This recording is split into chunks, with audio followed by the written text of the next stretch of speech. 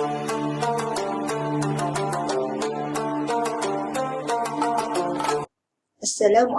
warahmatullahi wabarakatuh. Bismillahirrahmanirrahim. Alhamdulillahirabbil alamin wassalatu wassalamu ala asyrafil anbiya'i wal mursalin wa ala alihi washabihi ajmain. Rabbi shrah li sadri wa yassir li amri wahlul 'uqdatam min lisani yafqahu qawli. Alhamdulillah, bertemu lagi kita bagi mata pelajaran Jarwi tahun 6. Ustazah akan teruskan dengan masih di dalam tajuk kaedah alif pembeza. Jadi anak-anak boleh rujuk kepada buku teks Jarwi tahun 6. Boleh terus buka di muka surat 13. Okay, muka surat 13. Kita terlajak. Okay, kita potong balik muka surat 13. Okay, baik, minggu lepas kita dah belajar alif pembeza keadaan yang pertama.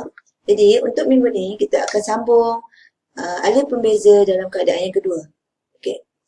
Bagaimana alif pembeza tersebut wujud Alif pembeza wujud di akhir suku kata terbuka.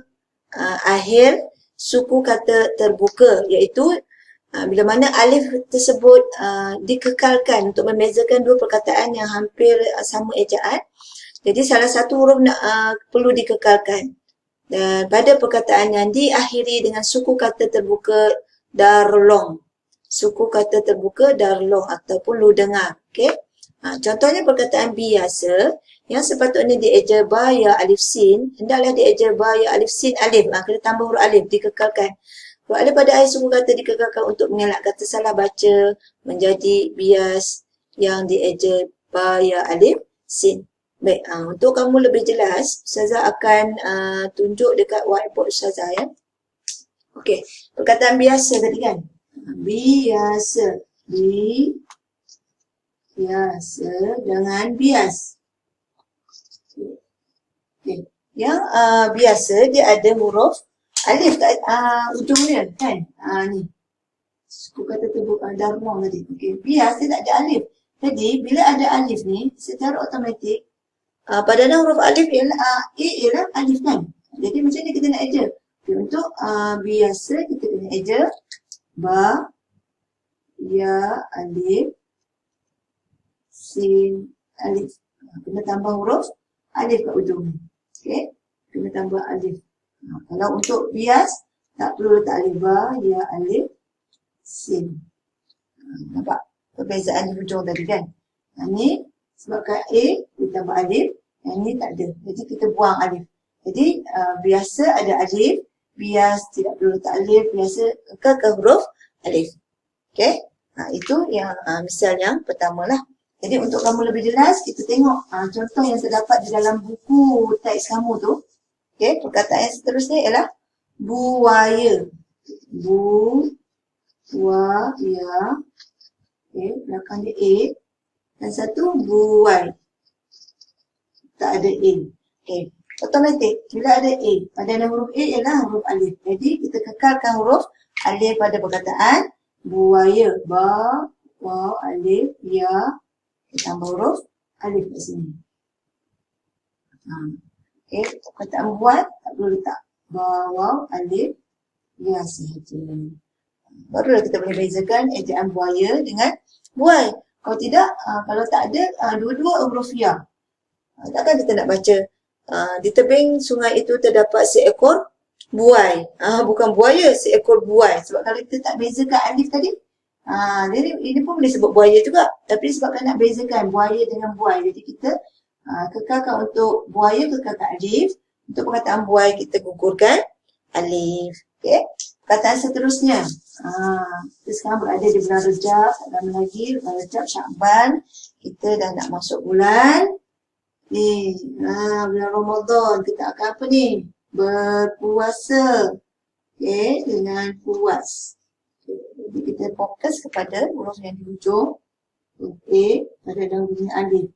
Jadi untuk eja puasa, kena kekalkan alif.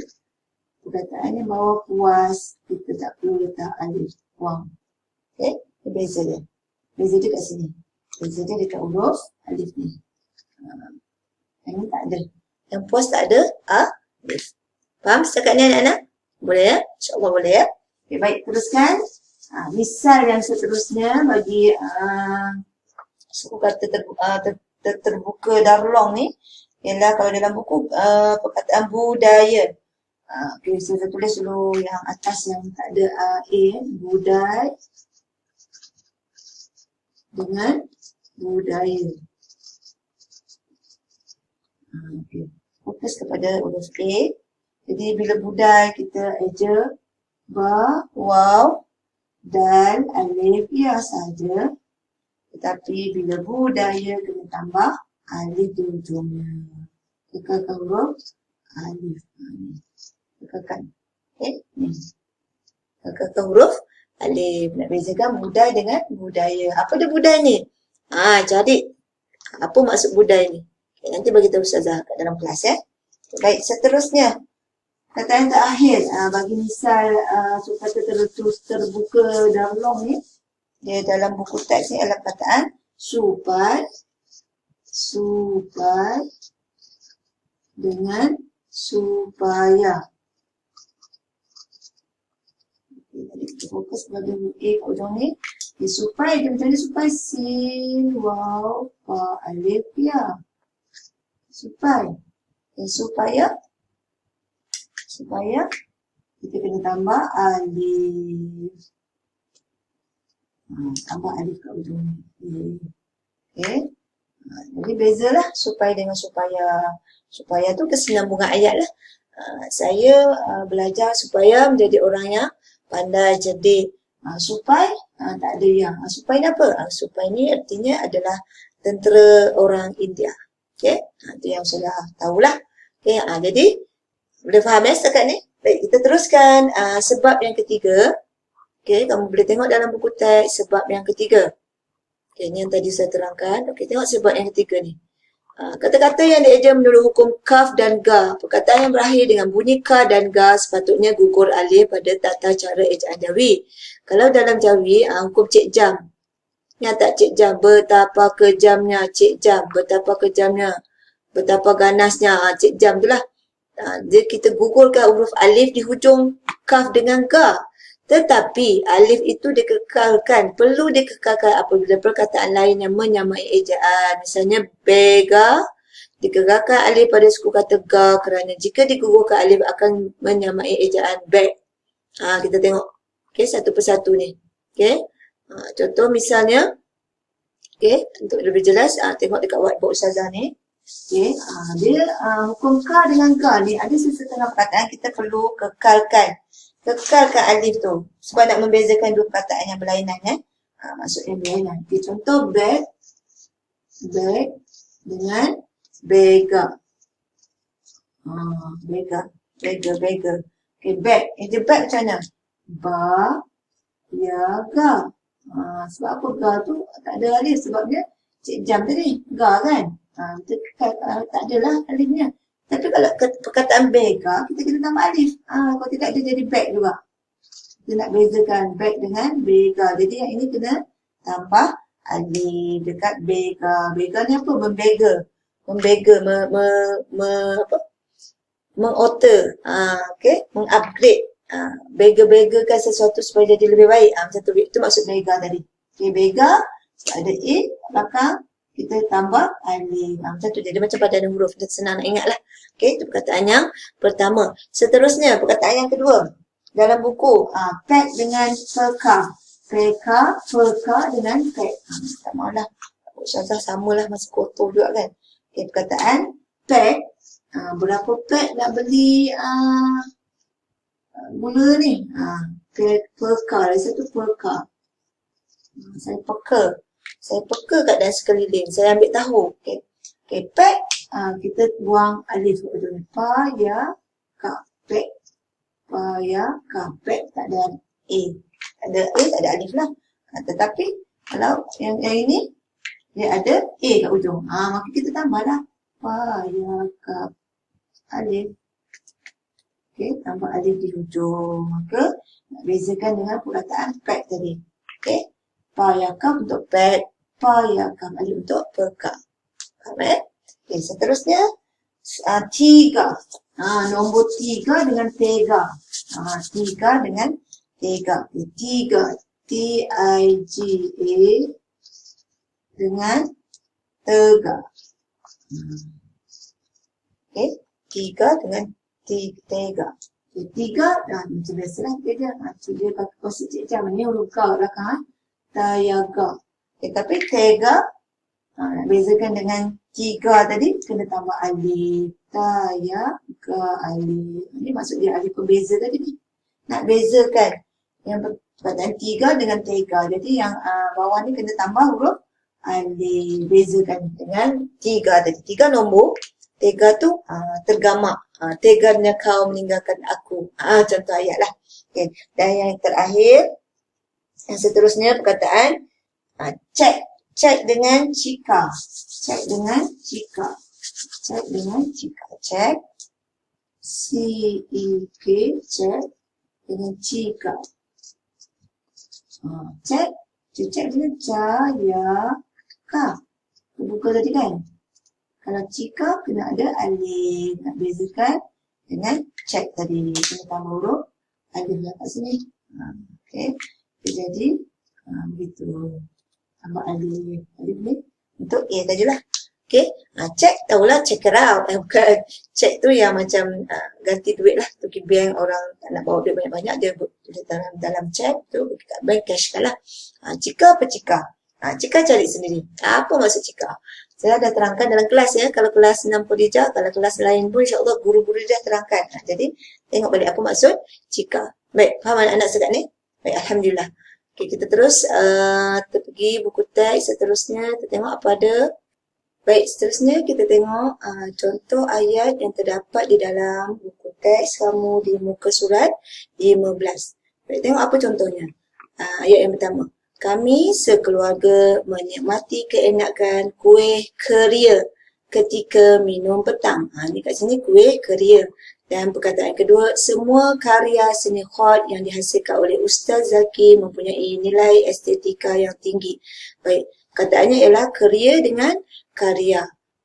Jadi, cuba tengok saja punya whiteboard. Kita nak tulis sini. Kuih keria tadi. Keria dengan karya.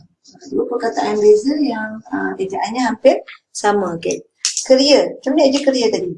Okay, keria sebab dia ipepet tadi. Ipepet maka kita gugurkan huruf alif. Keria. Okay. Tak perlu ada alif dia di tengah kalimah. Di awal suku kata yang pertama. Okay, tetapi perkataan karya disebabkan dia adalah suku kata terbuka A di suku kata yang pertama, maka kita kena tambah huruf alif. Okey tambah huruf alif. Jadi eja karya kaf, fi'il kaf. Lepas kena ada huruf alif. Sebab A tadi kan. Alif. Kemudian yang belakang tu samalah huruf ya alif. Nampak? Ini pembeza dia. Ini dinamakan alif pembeza. Sebab apa? Karya ni adalah suku kata terbuka huruf A. Yang ini gugurkan alif. Faham Baik. Okay, kita tengok kembali dalam konteks ayat yang seterusnya. Okay. Allah tidak suka orang yang membenci sesama saudaranya sendiri. Okay, perkataan benci. Dan yang perkataan yang kedua, kerajaan sedang membanci jumlah penduduk kampung Bukit Sentosa. Jadi perkataannya ialah benci dengan banci. Benci dengan banci. Baik, tengok whiteboard saja semula. Okay, perkataan apa tadi? Benci dengan banci. Okay, benci. Allah membenci. B-E-N-C-I. Dan satu lagi banci, membanci. Membanci ni maksudnya membuat perkiraan, buat statistik, kira penduduk tu banci benci ni tak sukalah. Okey, jadi benci macam mana? Banun, dia sebabkan i pepet tadi. Jadi banun jaya benci. Okay. Banci disebabkan dia ada suku kata terbuka huruf A tadi. Di awal kalimah. Jadi kita kekalkan huruf alif. Jadi kan dia pada huruf A tu alif lah. Jadi kena kekalkan dia jadi macam tu lah. Okay. Ada pembeza tadi. Benci tak ada alif, banci ada alif. Faham anak-anak setakat ni? Okey, alhamdulillah. Boleh faham? Baik, kita teruskan. Misal contoh ayat yang ketiga lah kat bawah tu. Okay, apa dia kata? Okay, yang pertama, saya berasa puas dapat melakukan ibadah puasa dengan sempurna pada tahun ini. Puas dengan puasa. Dan perkataan yang kedua, berbuai di hujung balai, buaya mudik cuaca redup. Berbuai ni naik buai lah. Buaya adalah binatang, sejenis binatang. Okay. Yang tadi puas adalah satu perbuatan, kita merasa puas. Puasa pun perbuatan yang satu ibadah lah. Jadi apa perbezaan ejaan di sini kita tengok. Puas, tadi sudah dah terangkan kan, puas dengan puasa. Ini ada penambahan di hujung darlong tadi. Okay. Kalau puas, kita eja waw alif sin. Waw alif sin. Jangan letak alif di hujung. Tapi kalau puasa kena tambah alif di hujung sebab nak bezakan dengan perkataan puas tadi, puasa. Okey. Ini beza dia. A kat hujung. Ujung. Okey, penambahan A. Okey, darlong tadi. Okey. Dan yang kedua, perkataan yang kedua ialah buai dengan buaya tadi. Buai B-U-A-I dan buaya. Okey. Buai tak perlu letak alif di hujung. Tapi buaya nak bezakan dengan buai, kita kena letak huruf alif. Macam tu. Okey. A. Okey. Faham setakat ni Boleh Okey. Baik, insyaAllah boleh faham. Jadi, untuk sebagai latihan pengukuhan, okay, Ustazah nak kita buat secara lisan ejaan yang ada di dalam buku teks ni, muka surat 18. Semua orang tengok muka surat 18. Okey, apa perkataannya? Okey, perkataan yang pertama ialah pentas dengan pantas. Okey, pentas dengan pantas. Baik, tengok Ustazah akan eja. Pentas, pantas. Okay, yang pertama pentas, P-E-N-T-A-S. Yang kedua pantas, P-A-N-T-A-S. Ini adalah alif pembeza di awal kalimah. Yang mula-mula kita belajar minggu lepas yang Ustazah dah terangkan, alif pembeza iaitu suku kata tertutup dengan menggunakan vokal E dan A. Ni suku kata tertutup, vokal E pepet dan vokal A. Ni E pepet, ni vokal A. Jadi kalau E pepet kita gugurkan huruf alif. Tapi kalau A, kata terbuka A, kita kekalkan alif. Jadi alif itu dikekalkan lagi. Okey, dikekalkan. Okey, itu pentas dengan pantas.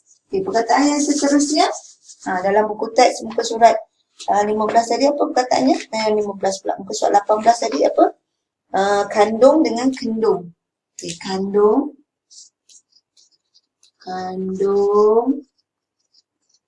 Kendung. Ini pun sama. Tengok, suku kata tertutup E pepet dan A. Kalau A, ada alif kandung. Okey. Tambah alif, nun, dal, waw, lam. Kandung. Kalau kendung, tak perlu ada alif. Dikumpulkan alif. Ini beza ni. Okey. Kandung dengan kendung. Okay, seterusnya, bendar dengan bandar. Bendar dengan bandar. Okay, bendar. B-E-N-D-A-R. Bandar. B-A-N-D-A-R. Okay. Pepet dengan A. Kata tertutup jadi bendar. B-A. Nun. Dal. Ro. Kalau bandar. Ba. Alif. Nun. Dal. Ro. Alif pembeza tadi. Ini adalah alif pembeza A. Alif. I digugurkan alif. Okey, faham? Okey, seterusnya sembung dengan sambung. Sembung, sambung. Makin teruk buat Ustazah ni. Tak apalah. Sembung, sambung. Sembung. Boleh nampak kan?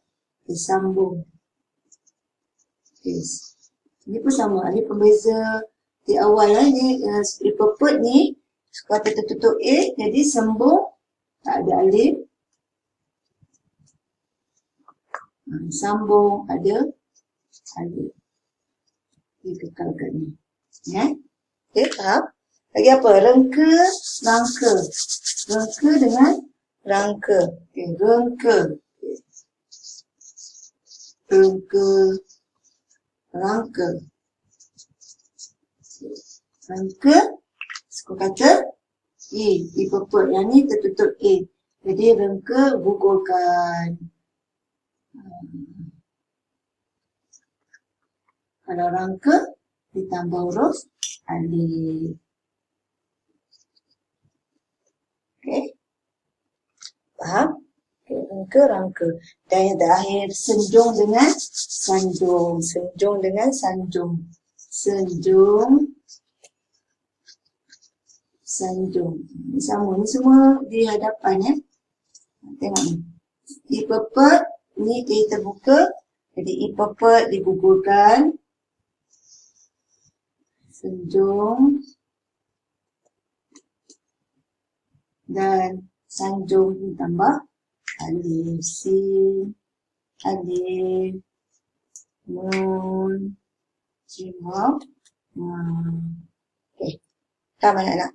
Okey, sekarang insya-Allah boleh faham Okey, jadi itulah dia tajuk bagi suku kata alif pembeza homograf alif pembeza. Dia ada 3 keadaan. Keadaan yang pertama apabila ada inilah I pepek dengan suku kata terbuka huruf A. Kalau nak bezakan yang suku kata huruf A kena dikekalkan alifnya lah. Okey, yang huruf I kita kena buang alif. Dan keadaan yang kedua ialah apabila darlong tadi Jadi pembeza perkataan darlong, jadi yang ada alif A, contoh bias dengan biasa, A tu, A untuk biasa dikekalkan. Mesti letak huruf alif. Dan juga sama juga huruf hukum kaga tadi Huruf hukum kaga pun sama. Ya. Jadi alhamdulillah kita dah habis tajuk alif pembeza, muka alif pembeza. InsyaAllah kita akan sambung lagi untuk tajuk seterusnya di masa akan datang. Sehingga bertemu lagi. Wabillahi taufiq wa hidayah. Wassalamualaikum warahmatullahi wabarakatuh.